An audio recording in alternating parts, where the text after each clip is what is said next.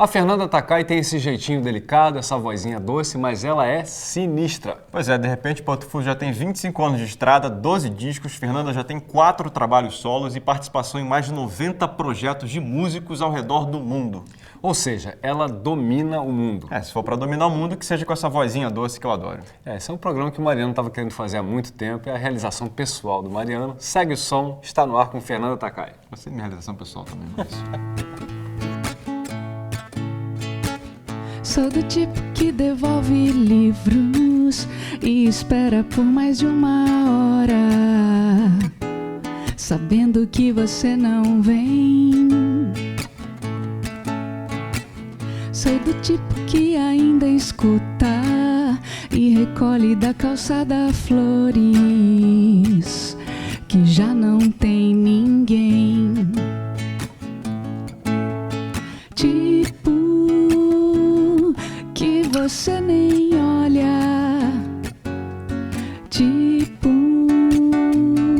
que ainda tem memória. Sinto muito sua falta, não ficar junto me dissolve um pouco mais.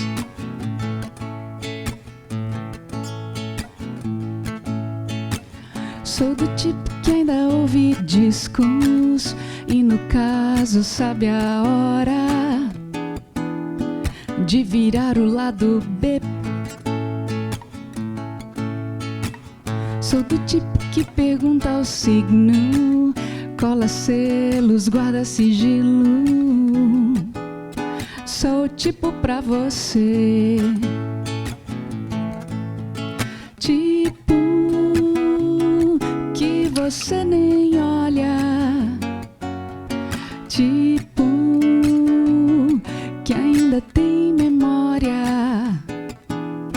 Sinto muito sua falta, não ficar junto me dissolve um pouco mais, me dissolve um pouco mais. Oi, Fernanda. Oi. Bem-vinda ao Segue o Som. Obrigada. Finalmente, uma honra tê-la aqui. Pois é.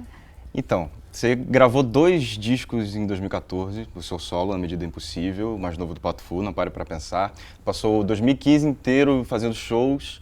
E a pergunta é, como você está? Como foram esses shows? Como é que está esse lugar na sua carreira? Desde 2007, mais ou menos, eu tenho feito essas coisas em conjunto, né? Tanto a minha carreira solo quanto o Patofu. Uhum. É importante as pessoas se lembrarem assim que não tem um horário de fazer Patofu e um horário de fazer a minha. É tudo meio misturado.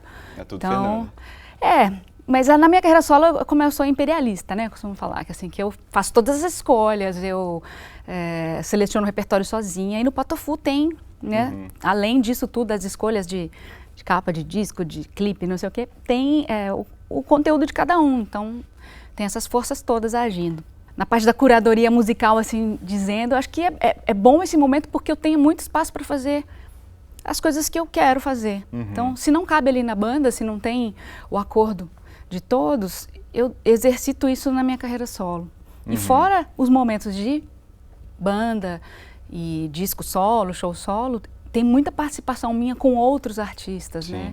Ou do Patofu compondo trilha para cinema ou para teatro. A gente está com um projeto hoje que é a banda tocando ao vivo num espetáculo de teatro de bonecos, com o Giramundo. Que tem 60 bonecos em cena, tem 9 marionetistas e uma banda com 5 pessoas. Isso tudo num palco. É uma coisa punk, assim. Então, Incrível. é tudo muito cronometrado, tudo muito preciso. Acho que também faz parte da história do Patofu trabalhar com essa certeza do tempo, sabe? Desde a época que a gente usava os eletrônicos, sabe? Dos japs, né? Que a gente falava, os eletrônicos, aí todo mundo tá com clique no ouvido. Então fazer isso também com teatro de boneco, que também precisa ter uma precisão, né? Tem toda a poesia, tudo, mas os movimentos são muito estudados, né? Calculados. Está sendo um grande desafio. Mas é muito impressionante. Eu acho que quem assiste ao espetáculo fica falo, nossa, como esses caras são malucos de fazer um negócio Mas desse. acho que o Patofu é uma banda muito organizada. A gente vê isso pelos vídeos que tem no estúdio, por exemplo. Nossa, que estúdio mais limpinho, organizadinho. O estúdio é pequeno, né? Nosso estúdio é pequeno. Acho que assim, o fato de ser um estúdio dentro da minha casa, e também, né, o espaço físico não é muito grande, ele tende a ficar sempre organizado. A gente não tem gente gravando, raramente tem alguém gravando que não seja a gente.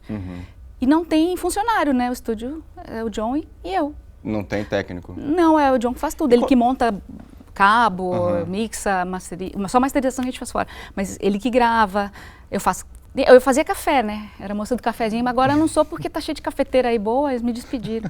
Eu só canto mesmo no estúdio. E você nunca se arriscou na produção, chegar no estúdio, eu quero produzir isso aqui agora, John, dá licença? Eu só não sei a parte de operação. Aliás, eu até aprendi, porque teve uma época que o John, por mexer muito no estúdio, ele teve aquela síndrome do túnel carpal, né? Sim. Tipo ler, nas duas mãos. Caramba. E como a gente não tem assistente, ele ficava me falando, me deu uma aulinha lá de Logic, que é o programa que ele usa, mas não é a parte que eu gosto. Mas eu já gosto de chegar no estúdio quando tem uma composição nova, ou uma música, já com referências. Então, ou de som que eu ouvi, ou às vezes não é um som, é uma foto, às vezes é um filme, e eu já chego, olha, lembra? Ou é um livro. Eu venho com essas coisas, os climas, né, de cada canção. E eu sei também como eu gosto da minha voz soando, se eu acho que devia ter mais guitarra ou violão, se a bateria devia... Essas coisas eu sei pedir. E você já sabe em qual processador passar a voz, já sabe que compressor, que microfone, meio que tem, né? O seu set já está lá pronto. Tem o meu set preferencial, assim, que geralmente vai funcionar, mas a gente tem muito em cada canção, experimentar mesmo, assim, fazer com que ela tenha uma ideia estética própria. No disco sempre vai ter alguma coisa que é pop, porque a gente gosta de música pop, mas o Patofu está na história da banda trazer alguma coisa, assim.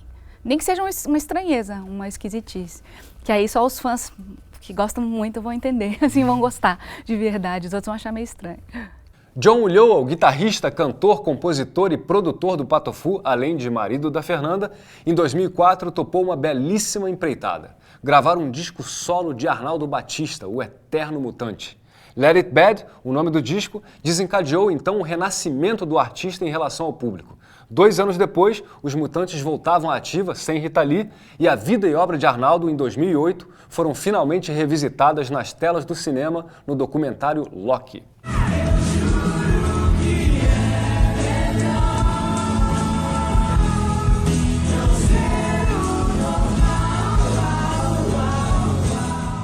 No retorno dos Mutantes, em 2006, quem assumiu os vocais de Rita Lee foi Zélia Duncan. Zélia, amiga do casal John e Fernanda, também não ficou de fora das participações do disco solo Na Medida do Impossível, da Fernanda Takai. E nada existe em você que eu não ame. Sou metade sem você. Mon amour, meu bem, ma femme. Mon amour, meu bem, ma femme. Mon amour, meu bem, ma femme. Na Medida do Impossível, várias entrevistas você já disse que foi a primeira vez que você procurou parceiros fora do Patofu. Fez um repertório que você compôs, num trabalho solo seu, e muitas vezes você já disse que foi muito proveitoso, foi muito enriquecedor. Mas a pergunta qual disco veio primeiro, o Não Pare Pra Pensar ou Na Medida do Possível? Como é que foi esse processo de composição dos 2 discos? Um interferiu no outro, um já estava pronto? O meu veio primeiro. Esse meu disco, ele é o 4º da carreira, assim, porque eu fiz o Onde Brilhem, da carreira solo, né? O Luz Negra, aí eu fiz um disco com Andy Summers, o Fundamental, e aí veio Na Medida do Impossível. Mas eu diria que o Luz Negra, ele é meio que uma continuação do Onde Brilhem, porque é um disco ao vivo, onde eu coloquei algumas outras coisas. O disco com o Andy, ele tem muito dele, tem mais do Andy do que meu, assim, como... As composições são todas dele. As composições todas dele, eu meio que cantei, né? Eu não participei dos arranjos, quando eu cheguei em Los Angeles já estava tudo pronto. Então tem menos as minhas características, assim, digamos, como artista. Então, o Na Medida do Impossível seria o meu 2º disco, eu acho, assim, né? Então eu venho pensando nele já há algum tempo. bem mais tempo do que eu Não Pare para Pensar. Porque o Patofu também foi meio que abduzido pelo Música de Brinquedo, né? Que é um projeto que a gente fez, foi gravado em 2010. Vamos falar sobre ele no outro bloco. Então. E ele até hoje continua. Então meio que a gente ficou atendendo a demanda de show, né? De gravações, entrevistas e tudo mais.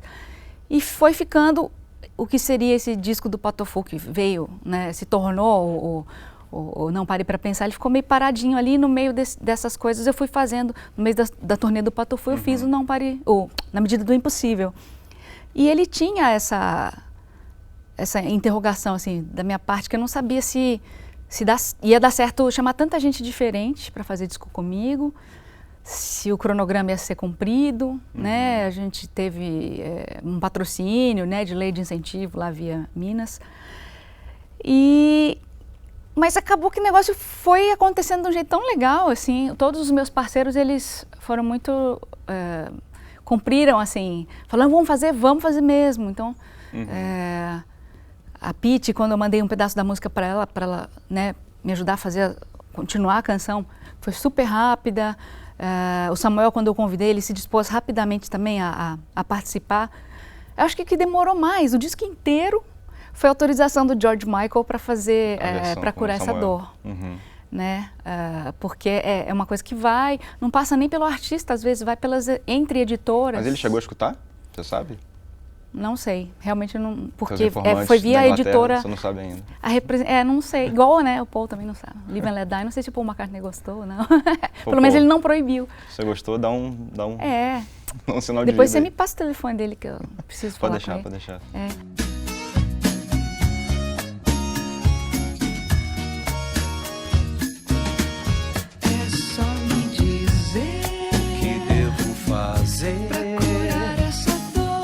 Deixa tudo pra trás. Se você me chamar, sabe que vou estar perto de você, longe nunca mais. Mas como é que foi? Aí você gravou o seu disco solo, e como é que foi esse pulo pra voltar pro Patofu depois da coisa da música de brinquedo, depois de 7 anos sem um disco de inéditas? Foi o Daqui pro Futuro, né, o Patofu. Sim. Mas o que era? Tinha uma crise de composição ou tinha muita coisa engavetada? O que estava acontecendo? Não, teve e foi isso. Bom esse respiro pra banda? De repente, vamos fazer coisas novas. Vocês fizeram coisas novas pro disco ou eram coisas antigas? Não, coisas novas. Acho que a única coisa que era um pouco mais antiga é uma música que é parceria do John, Ricardo e a Roberta Campos, que eu Era Feliz, que o Ricardo tinha o núcleo da canção há muito tempo. E a gente não conseguia sair. Achava legal, mas não ia para lugar nenhum. Assim, a gente não conseguia sair daquela célula. E essa é a música que vem a mais tempo. Mas todas as outras são bem novas. Elas foram feitas depois que eu fiz Na Medida do Impossível. Então, eu acho que esse tempo que a gente se deu foi pela performance de um show que, mesmo a gente sendo banda independente, nos deu disco de ouro, um Grammy Latino, né, na categoria de música feita para criança, concorrendo com coisas em espanhol, em inglês. Então, a gente não quis atropelar isso, né? Continuou na estrada. Como eu tinha o meu projeto, o John estava trabalhando, acho que ele estava fazendo disco terminando umas coisas com a Zélia Duncan que ele fez. O Ricardo, que é o nosso baixista, estava fazendo o segundo disco dele solo. Então todo mundo estava ocupado, não tinha uma coisa, a gente precisa gravar um disco. Todo fim de semana a gente tinha show, durante a semana a gente fazia outras coisas. Né? E aí quando a gente começou a trabalhar com essas informações, o Patofu fez o último disco lá em 2007, autoral. Eu tinha feito projetos que foram muito bem também, assim, de crítica e público. A gente sabia que tinha que vir com uma coisa diferente do que a gente estava fazendo. Então, a sonoridade do disco Não Pare para Pensar, ela é o oposto total da música de brinquedo, né? E com composições próprias. Então, a gente se preocupou com isso, eu acho, né? Da natureza do disco. Eu me perdi, não percebia que eu era feliz. Eu era feliz. No próximo bloco, o meu assunto com a Fernanda é a terrinha do sol nascente. Não sai daí. Ai.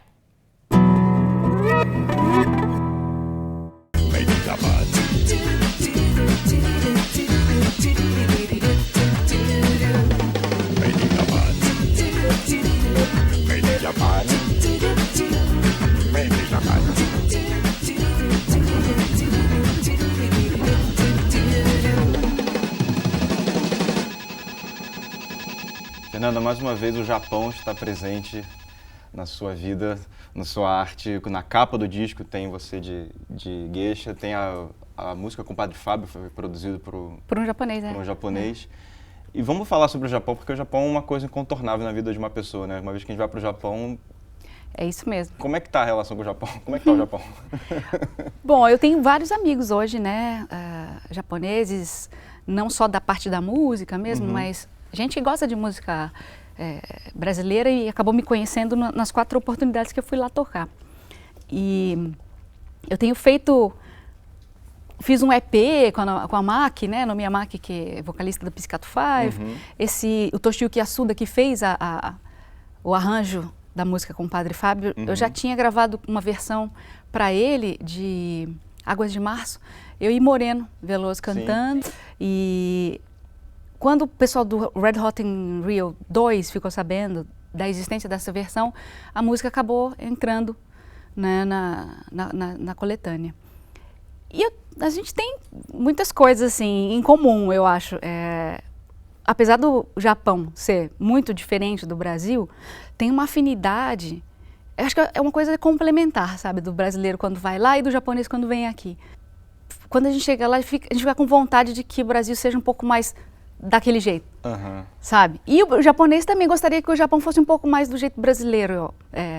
Tudo que eles têm lá de organização, disciplina e uma certa distância, né? Hierarquias, aquelas coisas. Lá é o avesso daqui, né? Pois é, mas ao mesmo tempo tem essa admiração, faz essa conexão, sabe, da gente. Eu gostaria de muitas vezes mais. Mas você foi quantas vezes? Você foi 4 4, vezes?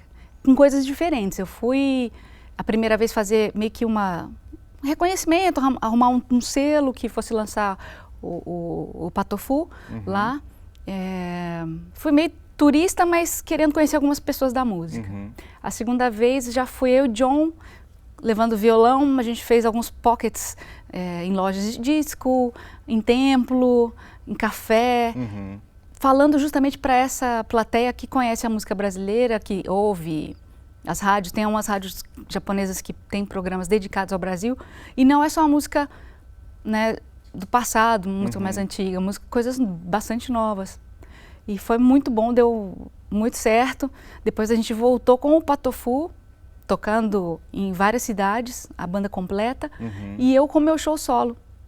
Porque mais uma vez estava, né, o Patofu com Daqui para o Futuro e eu fazendo Onde Brilhem, andando juntinho, assim, os 2 shows na estrada. Depois eu voltei para cantar com orquestra da Camerata Vale Música, com o Marcelo Bratic, que aí era um repertório mais de Tom Jobim, Vila Lobos, umas coisas, né, muito interessantes. Aí tocamos nos teatros lindos, assim. Então foram experiências muito diferentes, mas todas muito boas, muito positivas. Você falou essa coisa da música brasileira, porque eu fui lá e o que eu achei, a relação deles com a música nossa, é porque eles não têm nenhum filtro, nenhum tipo de hierarquia. Você vai na Tower Records, lá de Shibuya, você vê aquela... A única que sobrou, né? Do mundo inteiro. Acho que tem mais... Não, tem umas outras ali, enfim. Não, tem umas 3... mas só no Japão, né? Só no Japão, a única que sobraram tá no Japão. Mas tinha CD de todo mundo, assim, não tinha uma hierarquia do que estava sendo lançado agora, do que estava bombando no Brasil, sabe? Tinha um cara novíssimo do brasileiro que eu nunca vi o disco dele em loja nenhuma aqui, aí do lado tinha um disco do Noel Rosa que eu também nunca vi aqui. Ele é mais pela afetividade do que pelo mercado, né? Música brasileira, que bom, que tranquilo. E ao mesmo tempo tem muita coisa ruim que você escuta no rádio, eu acho. Você senta no café, tem aquela bossa nova já reprocessada 1000 vezes, de repente vem um Tom Jobim e fala, caramba. Eles têm vários artistas quando vão lá para Tóquio, principalmente, acham uma discografia assim impressionante, né? Eles realmente têm em catálogo várias coisas, ou sebos mesmo, né? Acabaram catando as coisas e levaram para o Japão, porque eles consomem bastante música brasileira. Eles falam até que a bossa nova, eles gostam de colocar a bossa nova tocando nas lojas japonesas, porque já fizeram uma pesquisa, quando está tocando bossa nova, a pessoa fica mais feliz e compra mais. É louco, né? Incrível. Mas tem isso mesmo, porque eu perguntei, quando eu estava lá, eu li essa matéria. Eu falei, não, é porque bossa nova faz o japonês ficar tranquilo, né? Feliz, né? E artistas japoneses musicais? Você fez uma pesquisa de grandes compositores de videogame, que o Patufu tem essa coisa 8 bits forte. Mas assim, eu sou Discutado. muito fã, declarado, não sei porque ainda não ganhei uma coleção completa da Nintendo, de todos os jogos, de todos os tempos. Alô Paul McCartney, alô Nintendo. Porque eu gosto demais, assim, desde os 8 bits, eu tenho toda a evolução dos Nintendos, assim. E é uma coisa que veio do meu irmão, mais novo. E eu sou a irmã mais velha e tenho um irmão do meio. Mas eu achava tão legal o meu irmão, e eu jogava com ele. Então, assim, acho que ele gostava muito de mim, assim, como irmã mais velha, porque eu entrava muito nessa onda dos videogames com ele. E hoje, com a minha filha também, às vezes a gente compra videogame. Nina, você viu videogame que saiu? Eu não quero, mãe. É engraçado. Acho que os coleguinhas devem achar estranho, né? Mas se bem que a gente é essa geração que hoje, né, eu tô com 44, a gente é dessa geração que gosta de jogar videogame também e que gosta de jogar com os filhos, né? Bastante. Mas é uma coisa que essas trilhas, principalmente da Nintendo, elas são muito fofinhas, né, sabe? Elas são todas... Combina muito com a imagem. Eles são muito felizes nisso, né? De ter... E eles lançam disco. Então, há muito tempo, eles já lançavam. Saiu o novo Yoshi, né? A Ilha do Yoshi, lá já saiu o disquinho. Mario 64 saiu o disquinho. E a gente está tendo acesso a isso depois que a internet ficou quase rápida. E aí a gente agora pega nessa... A gente fica baixando as coisas lá, antigas, assim, uns joguinhos muito pré-históricos, mas que são maravilhosos. Os temas são emblemáticos, né? Tem umas orquestras que viajam ao mundo tocando só Nintendo. Mario Bros. Zelda. Bom demais. Mas acho que o meu grande sonho ligado a um artista japonês foi ter conhecido a Maki. Sim. Porque o Pizzicato Five era de longe a banda que a gente mais adorava. Eu e John, principalmente. De ter toda a discografia e ficar muito triste quando acabou. E era assim, nossa, será que um dia... Será que a gente vai conseguir ver um show do Pizzicato Five? E de repente eu tenho hoje um EP gravado com a vocalista do Pizzicato Five. Ela já veio para o Brasil duas vezes. Toma café, ela foi na minha casa várias vezes. É bem legal. Lá em Tóquio ela leva a gente para jantar. Então assim, é uma coisa que é tão bacana, né?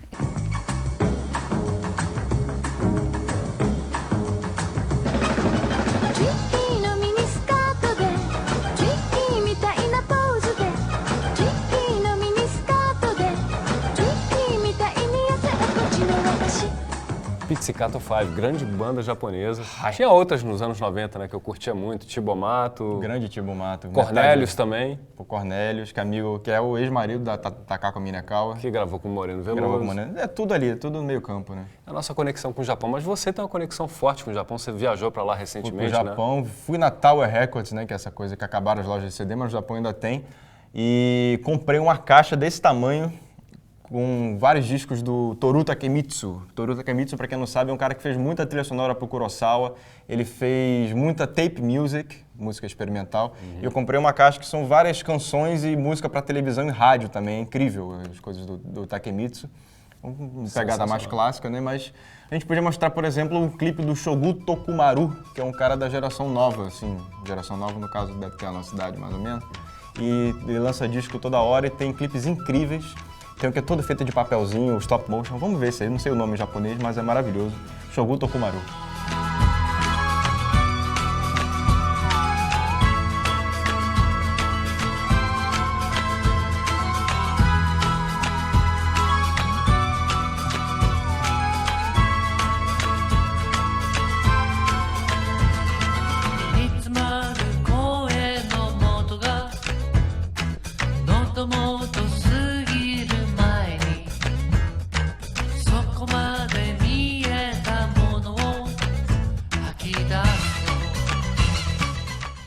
Essa carreira artística é engraçada, porque a gente também é fã, né? A gente é fã. Aqui no Brasil mesmo, quando eu toco com o Gil, quando eu toco com a Rita Lee, a gente fica meio bobão, assim. Fala, nossa, a pessoa que eu escutava em casa, no vinil, na minha vitrolinha, quando eu morava em Jacobina. Eu ouvia lá, agora estou cantando, fiz uma música com a pessoa. Isso é muito legal. A minha próxima pergunta é essa, porque você lançou 4 discos solos, são 12 discos de Patufu. aí gravou com o Ed Summer, mas eu acho que o grande lance, você fez isso tudo só pra cantar com o Duran Duran, não foi? É verdade. Foi sem querer, foi até não muito planejado. Eu vou te falar que o Duran Duran é a minha banda de adolescência, né? Sabe? De ter carteira de fã-clube, de escrever, e morrer de alegria. Fã-clube do Duran Duran. Era em Birmingham.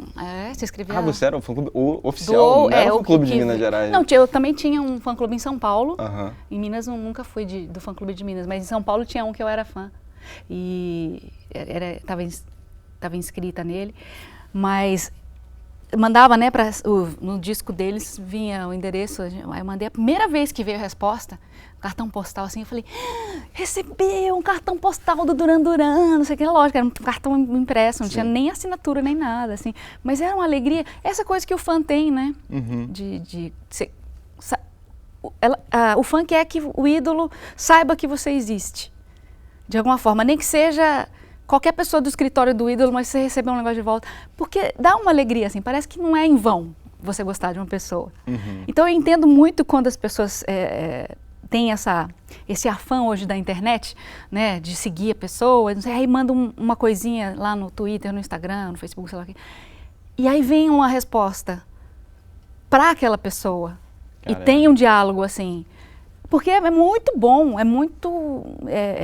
é um acesso que você não tinha mesmo, né? Saber, você escrever uma coisa sobre a pessoa. E aí, mas aí você tem que saber lidar com isso também, né? Porque é muito fácil hoje você se destemperar num ambiente digital. E tudo fica gravado, tudo tem história, né? Hoje em dia tudo que você faz é documentado. Então você tem que ser muito ponderado. A gente está aprendendo a lidar com isso, eu acho. Tanto o público quanto os artistas. Eu preciso fazer uma confissão. O primeiro show da vida que eu fui com 14 anos foi Chico Science, Pato Fu no Circo Voador. Puxa 1996. Vida. Como você conseguiu entrar no show? Você já era uma criança. Eu tinha 14. Tinha 14 anos e foi o primeiro show que eu fui mesmo. Assim, show, som, caramba, palco, Pato Fu. Esse dia foi muito, muito bacana, assim. Porque e no dia seguinte morreu o Renato Russo. Foi. Não, a gente soube no ônibus. Voltando? Caramba. Foi uma noite inesquecível por isso, assim, né? Por essas duas coisas. Mas o encontro né, que acontecia ali no Circo Voador, aliás, sempre aconteceu, o Circo Voador sempre teve esse papel, mas estava documentando bem, registrando as bandas que estavam surgindo ali nos anos 90 e que tinham propostas musicais muito diferentes, né? Não era nada uniforme, né? E juntar o Chico com vocês. Então, e bandas fora do circuito, né? Pernambuco, Minas Gerais, que tem toda uma história de música, mas há muito tempo não aparecia. Quem veio primeiro nessa nova geração assim foi o Skank, que até abriu muitas portas para a gente. A gente chegou a viajar no ônibus com eles pelos interiores de São Paulo, Minas, Rio, fazendo a abertura do Skank, que era um jeito que tinha da gente se apresentar, né, para as pessoas. E quando o Skank fez muito sucesso, quase todas as gravadoras queriam buscar uma banda da nova geração que revigorasse o staff ali, o cast da gravadora, trazendo alguma coisa diferente e que representasse o rock dos anos 90. Tinha o selo Caos, tinha o selo da Banguela, tinha vários, o Cogumelo. Foi uma época interessante e foi muito na insistência assim da gente, porque pelo menos no Pato Fu, acho que aconteceu com quase todo mundo tinha outros empregos. Eu trabalhava em agência de publicidade, o John tinha a loja de instrumentos, né? O Ricardo trabalhava na loja. E eu só saí do meu emprego normal, né, digamos assim, quando o Pato Fu gravou, no final do Tem Mais Acabou. Ou seja, eu fiz 3 discos. Então, nesse show que era do Tem Mais Acabou, você ainda estava trabalhando? Eu ainda estava trabalhando. Ainda estava trabalhando. Não, ótimo, a música... Né? Porque a música mas não a trabalho, música... né, gente? Sabe como é que é? Você não faz mais nada não, né? Não, outro dia alguém me falou isso, você canta, mas você só canta. Eu falei, não, eu também escrevo no jornal, tem 3 livros, assim. E o resto? Você faz. Mas você estudou, né? Eu falei, pior que eu estudei. Passei de primeira do vestibular. A história do Paulo Miklos, que a mãe dele só se convenceu que ele era um cantor quando ele apareceu no especial do Roberto Carlos, fim de ano, do lado do Roberto Carlos cantando. Falou, meu filho, agora você é um cantor de verdade. 30 anos de banda. Pois é. Não, mas tem muita banda que tem esse histórico, né? De se desdobrar, trabalha no horário normal, tudo aí vai ensaiar às 10 da noite. Aí, no fim de semana, sai para fazer show, vai dirigindo o carro. Lá pelo interior de Minas, íamos eu e John. Né? Era uma Paraty e um Escort. E a gente botava equipamento lá e eu ia dirigindo. Tinha dia que a gente estava muito cansado, tinha que faltar, não vai dar para chegar, não. E volta. Mas, tipo, cachê era a gasolina do carro, dos 2 carros, mais umas comidinhas aí. Ainda é assim, na verdade. Tem muita gente tem muita gente que é assim. Então, assim, o fato de eu ter feito uma escolha num momento que eu vi que realmente a música começou a me sustentar, eu esperei bastante. Assim, eu fui... Imagina, eu já tinha contrato, né, com uma multinacional do disco, tudo. E a pessoa, não, mas você ainda tá na agência? Eu falei, tô, porque não é assim também, você acha que... Agora, acho que até muito artista, de repente, comete esse erro, sabe? Só porque assinou um contrato, aí... Sim. Agora vai resolver um problema. E não é assim. Se não tiver gente que goste de você realmente nas gravadoras, ou seja, em qualquer outro lugar hoje, nas produtoras, a sua carreira não vai fazer muita diferença. Né? Então a gente nunca se acomodou, sabe? Sempre foi muito... Passamos 10 anos na BMG, foram anos bem importantes em termos de solidificar a nossa base de fãs, assim, porque a gente realmente viajou bastante, vendeu... Ainda a indústria vendia-se, né? Foi a época que a gente ganhou 2 discos de ouro, depois ficou um tempão sem ganhar. Ganhamos com música de brinquedo depois. Mas nunca deixamos de fazer reunião, né? Sabe? Na produtora, cuidar da editora também. Pensar a música, não só pensar a música, fazer a música. Como é que a minha música chega nas pessoas sem... mesmo que se tudo der errado, como é que eu vou conseguir, né, continuar a viver de música, sabe? Olha, não sou daqui, me diga onde estou. Não há tempo, não há nada que me faça ser quem sou, mas sem parar pra pensar. Sigo estradas, sigo pistas pra me achar. Nunca sei o que se passa com as manias do lugar, porque sempre parto antes que comece a gostar de ser igual qualquer um, me sentir mais uma peça no final, cometendo um erro bobo decimal. Na verdade continuo sob a mesma condição, distraindo a verdade, enganando o coração.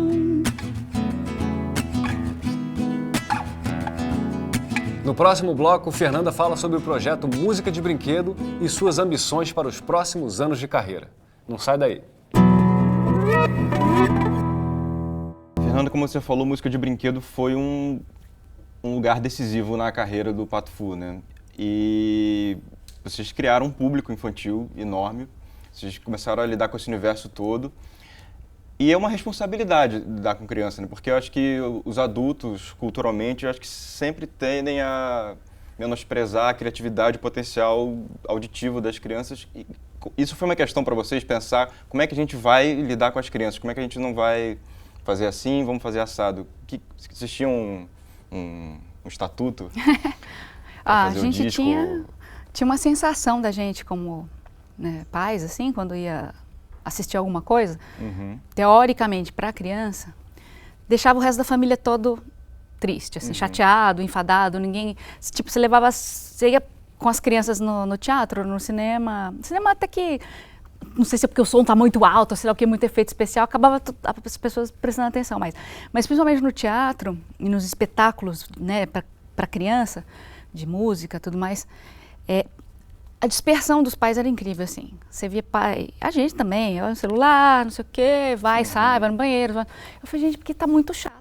Então o desafio era fazer alguma coisa que os adultos que estavam com as crianças também se divertissem, assim. E os adultos quisessem levar as crianças, não é porque tem que levar a criança no domingo ou no sábado para ver alguma coisa, né? Então a gente foi buscar alguns elementos que funcionam para os adultos.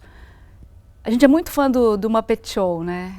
Então assim, eu sempre acompanhei quando era mais nova, depois que saíram os DVDs, tudo eu comprei. Uhum.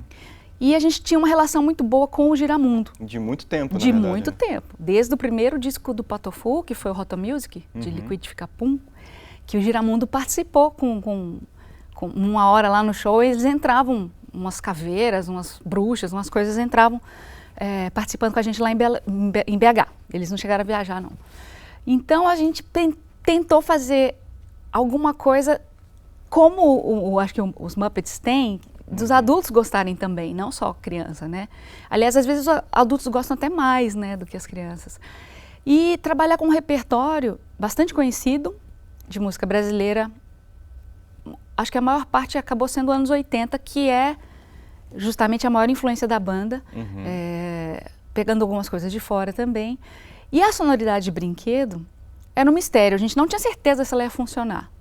A gente só tinha certeza que a gente tinha gostado de ouvir, em 1995, a turma do Snoopy cantando Beatles com arranjo de Brinquedo. Isso a gente ouviu, na época a Nina nem existia, a Nina é de 2003, ela nasceu em 2003. Eu era recém-casada, eu e o John, a gente passeando assim, ouviu e falou, nossa, que coisa mais legal. Naquela época o Patofu estava fazendo o Gold Ken. Então não seria... eu acho que mesmo que a ideia fosse boa, a gente fazer um disco assim. Quando a Nina nasceu e veio essa questão de, né, como pais, o que a gente mostra para nossa filha, assim, naturalmente, né, sem muito estudo nem nada, coisas que sejam legais, ficou essa ideia, tinha que ter um espetáculo que fosse meio mágico, assim, que as pessoas comentassem, que fosse inevitável as pessoas comentarem desse show. E aí fizemos um teste, que foi o Primavera. As crianças que cantaram, a Nina e o Matheus e a Mariana, eles tinham a mesma idade na época e estavam entre 6 e 7 anos. E foi um laboratório, assim. Botamos as crianças, elas não conheciam as músicas, né? Então, Primavera foi a primeira, a gente colocou lá, sentou as meninas no sofá e falou, escuta essa música. Eles ouviram. Ah, tá, gostou? Gostei, não sei. Tá, então é o seguinte, sabe essa hora aqui que fala, vai chuva, vocês vão cantar, mas do jeito de vocês. Né? Aí eles ouviram umas 3 vezes, tá, tudo, gravaram e a gente pôs a sonoridade, a gente tinha feito só um mapeamento de um ritmo só com o John tocando, acho que ele estava no cavaquinho, só para, né, ter a harmonia ali. Depois que a gente foi procurando as coisas, emulando os arranjos originais. Então não era fazer uma versão diferente, coisa que o Patofu geralmente faz. Pega uma música conhecida e constrói outro arranjo. O que a gente queria fazer é fazer a música, decalcar a música mesmo, mas na sonoridade de Brinquedo. Ou com miniatura, né? Tudo que tivesse um som um pouco estranho. Eu diria que se a gente estivesse dentro de uma gravadora ou apresentasse isso, como até a gente apresentou para ser patrocinado por alguém, ia ser ejetado a ideia. Como foi, assim, porque é um negócio muito insólito. Primeiro que tem gente que detesta ouvir criança cantando meio desafinado, que foi... A gente não afinou as crianças, elas cantaram como crianças. Elas cantaram como crianças, não é aquela coisa impostada, né, de uma educação musical. E ninguém ia pegar uma verba, né, como ninguém quis, para fazer um produto, assim, um disco que a gente não sabia quando ia terminar, ou se ia dar certo, assim, era tudo muito, vamos fazer essa ideia, deu, se não der... Tá fazendo isso. Acho que a Adriana Cacoeto falou que a Adriana Partipim tem até um contrato separado com a gravadora, né? São 2 artistas diferentes. Pois é, ninguém aposta nessas ideias. Depois veio um monte de gente, claro, correndo atrás da gente, mas no começo era meio que improvável, sabe, assim, o mercado, e justamente na época do mercado completamente esquisito, cada vez mais estranho, né, as pessoas querem só apostas muito certeiras, né. Era um show, um disco com criança, ou seja, muito difícil a gente levar o espetáculo para a rua com crianças, por elas serem muito novas, por causa da escola e tudo mais. Então, assim, tinha muita aresta no projeto. Quando a gente pensou no Giramundo, foi foi justamente isso. Nós não temos as crianças, então tem que ter alguma coisa na estrada que faça isso ser tão legal quanto as crianças, mas a gente não pode fazer boneco de criança ou botar umas crianças mais velhas para fazer, né? Tem que ter o espírito do música de brinquedo, do disco de estúdio, mas com uma cara, essa entortadinha que o Pato Fu sempre dá. Fizemos o disco, né, com calma também, porque demora, dá trabalho, e aí se desdobrou de uma maneira incrível. E eu acho que ele tem de legal é que ele trata a música de uma forma com pouca cerimônia, sabe? Assim, mostrando que as coisas que você tem em casa, mesmo ela sendo de plástico, ou mesmo sendo um violãozinho que é meio desafinado, meio estranho, fica bom. Se você juntar com outras coisas, fazer uma coisa coletiva... o do it yourself da criança, é isso. Né? Usa a coletividade para... não ficar tão estranho sozinho, assim. Porque se você pegar um dos nossos instrumentos sozinho, ou seja, o carrinho lá que faz a sirene, ou a flautinha, você ouve e fala, nossa, né, se alguém ficasse tocando isso aqui o dia inteiro na minha casa, não ia aguentar. Mas aí você junta a flautinha com o violãozinho de plástico, com o carrinho, o elefante que dá uma notinha, e você toca, é uma diversão só. Todo mundo acha bacana, a sonoridade é simpática, e... eu recebi vários relatos das pessoas que usavam em escola, né, escolinha como iniciação musical, gente que usou muito em berçário, UTI, usando essa sonoridade do música de brinquedo, que ela é uma sonoridade, ela não tem muito o grave, né? O seu ouvido escuta, de alguma forma te relaxa, te faz brincar, sua mente começa a brincar. Pra infância também. E eu acho isso tão bonito, assim, eu gostei bastante de saber disso e participar de algumas conversas que eu tive em escolas sobre o música de brinquedo, o relato dos professores e das crianças falando, nossa, mas eu vi na internet o vídeo, o tamborzinho que você usou é o mesmo que eu tenho na minha casa, porque são coisas baratas, né? Quando o show foi para a estrada, a gente teve que ir trocando as coisas, mas elas são baratas. Então você pode comprar 3 tamborzinhos de plástico e viajar com os 3, né? Então isso eu acho legal do música de brinquedo. Ele tornou possível para muita gente que achava que não seria capaz de fazer música, você tocar, e junto com a sua família, ou junto com o pessoal da escola, os amigos, vizinhos, no condomínio, no prédio, assim, isso foi, acho que uma das sacadas assim que nem a gente sabia que ia acontecer. Bacana.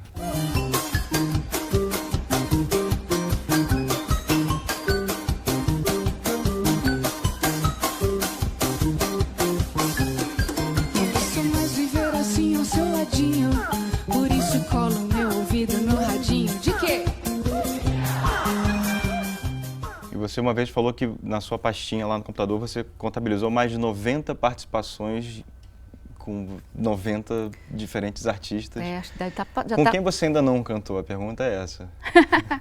Poxa. Qual é aquele projeto, assim, megalômano ou estranho que você ainda não realizou? Ou que está em vias de... Ou... Olha, eu tenho a cantora que eu mais gosto, não no Brasil, fora do Brasil, aqui acho que eu consegui conhecer ou cantar, ou de alguma forma ficar mais próximo de quase todas as cantoras que eu admiro, assim, artistas que eu gosto, e cantores também, compositores. Mas a grande voz, assim, que me fez cantar e compor e querer ter carreira, assim, também, fora do Brasil, foi a Suzane Vega. Sério? Que eu gosto demais, gosto bastante. E esse estalo me deu quando ela fez muito sucesso com o Luca, tudo, mas tem uma carreira, sempre está lançando discos novos, se apresentando no mundo inteiro. Mas quando eu percebi que ela estava contando uma história, eu nunca tinha enxergado a música como uma crônica, né? Uma coisinha assim. Aí quando eu vi a história por trás do Luca, que era uma história muito pesada e a música era toda, suavizava essa história muito, eu falei, nossa, que coisa interessante, dá para fazer música então assim, você pensa numa história ou num tema e aí você transforma isso numa música. E eu já estive em show dela, já tem autógrafo dela, assim, toda... Mas eu nunca cantei com ela, assim, eu já dei CD, não sei se ela ouviu, mas é uma pessoa que eu tenho muita vontade de trabalhar, ou de compor, de cantar junto, assim, gosto bastante. Mais um apelo aí pra Suzane. Pô, você vai ter que passar esses telefones todos pra mim. Pois é. E a última pergunta, Fernanda, como é que você enxerga esse legado do Pato Fu? Você olha para trás e fala, caramba, já fiz isso tudo. Para você, como é que é essa marca do Pato Fu na história da música brasileira? Você de repente fala, caramba, a gente está aqui, né? Eu me espanto pela carreira que a gente teve. Eu acho que é uma carreira, não só eu, mas acho que todo mundo da banda, meio improvável. Porque hoje talvez a gente seja uma das maiores bandas independentes da música brasileira, né? Porque desde 2003, depois que a gente fez um disco de 10 anos, a gente saiu das gravadoras, a gente só licencia. E a gente faz tudo sozinho mesmo. E sobrevive muito bem da música que a gente se propõe a fazer.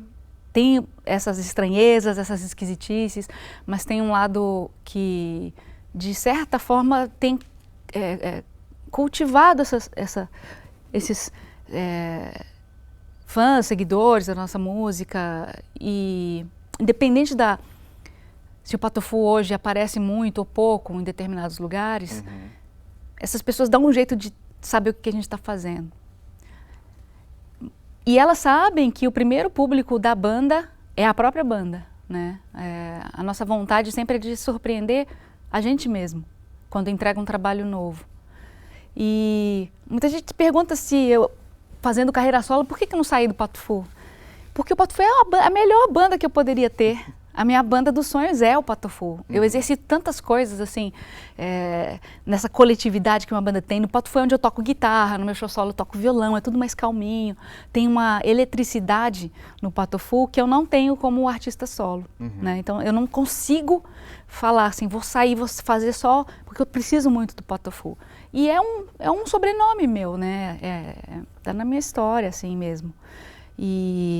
Mas eu vejo a gente com 23 anos de carreira, mas aí eu olho pro lado assim, tem Caetano, Gil, a Rita, todo mundo fazendo música, sei lá, com 70 anos, lançando discos novos, indo pra turnê, viajando. E isso dá mais vontade, assim, me faz pensar que não é só isso, realmente. Você não pode se conformar em ter feito uma carreira já de muito tempo, né, com uma discografia grande, avançada, mas a sua vida útil, né, como artista, como criador, só vai acabar quando você morrer mesmo. Outro dia alguém falou isso, assim, músico só se aposenta quando morre, quando cai morto no chão. Vai trabalhar sempre.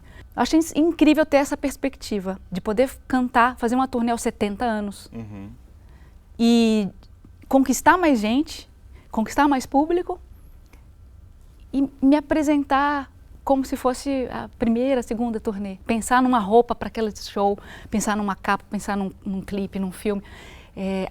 A cada projeto de disco ou de turnê, a gente pode tirar essa casquinha aqui e colocar outra, né? Então eu penso muito nisso. E pretendo não me acomodar. Maravilha. Muito obrigado, Fernanda. Obrigada. Todo mundo tem um amor na vida e por ele tudo é capaz. Eu tenho uma paixão que é proibida só porque sou pobre demais. A garota que eu adoro, por quem tanto choro, não pode me ver. Nunca soube o que é tristeza, vive na riqueza sem poder viver. Nosso amor é tão bonito, mas seus pais não querem nossa união. Pensam que a pobreza é lixo e que rapaz pobre não tem coração. Não, todo mundo tem um amor na vida. Eu tenho uma paixão que é proibida só porque sou pobre demais. A Fernanda, infelizmente, ainda não cantou com a Suzane Vega. O melhor que a gente pode fazer, então, é terminar o programa de hoje com a ídola da cantora do Pato Fu. Concorda? Concordo, ídola de todos nós, né? Suzane Vega é um clássico. Então, segue o som, fica por aqui com o som de Suzane Vega. Até a semana que vem. Tchau. Tchau.